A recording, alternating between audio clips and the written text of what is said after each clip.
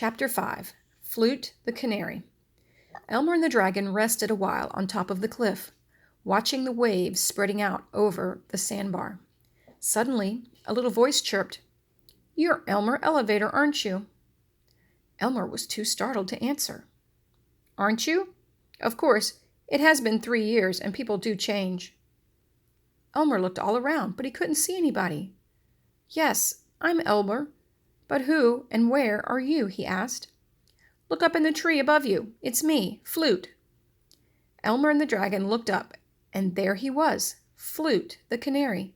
Funny little Flute, with 2 black eyebrows and 1 black feather in each wing. "Oh, Flute, how glad I am to see you. But how did you get here?" "I flew here the day you let me out of my cage when your mother went to answer the doorbell. This is where all the escaped canaries lived. Feather Island, we call it. But what on earth are you doing here?" "Well, I just rescued this baby dragon and he was flying me home. Only we got caught in a storm and landed here instead. And now he's got to rest to get plenty of food and water before we can go on." "Does he eat canaries?" "I should say not," snorted the dragon. "Only fruits and vegetables and lollipops." "That's a relief," said Flute. "I almost didn't talk to you because the rest of the canaries were afraid. I'll just tell them everything's all right." And Flute trilled loudly in every direction. Soon canaries were chirping all over the island, and the pine trees rustled with fluttering wings. "Let's go eat," said the dragon, who was bored and still hungry and thirsty. So Flute flew down and rode on Elmer's shoulder as they walked through the pines.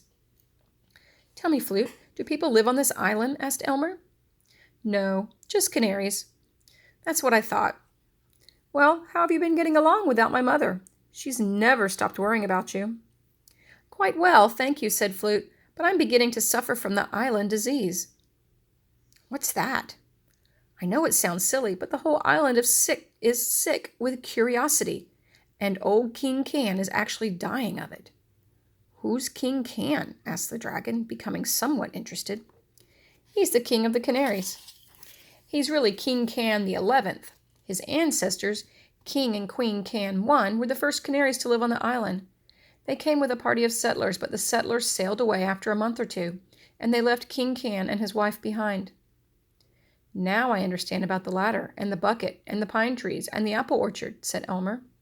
"Yes," said Flute. "They are the work of the settlers. But to continue, migrating birds often stop by here, and King Can, being lonesome, told them to ask escaped canaries to live on his island. But even after many canaries had come, he was never well or happy. And when the other birds asked why not, King Can would answer, 'I'm dying of curiosity.' Pretty soon the other canaries grew curious to know why he was so curious. But he told the reason only to his eldest son, and so they all grew sick with curiosity. Finally, when King Can I was a very old canary, he did die of curiosity, and his eldest son became King Can too." "Skunk cabbage! I smell skunk cabbage!" interrupted the dragon right in the middle of the story, because by this time they had come out onto the meadow. "It's right over there in the swamp," said Elmer, and the dragon lumbered off to eat and to drink cold water. King Can 2, 3, 4, 5, 6, 7, 8, 9, and 10 all died of curiosity as very old canaries, and now King Can 11 is sick with it, and the rest of us are sick too. I tell you, it's an awful thing," continued Flute. "I suppose so," said Elmer. "I wonder what they could have been so curious about."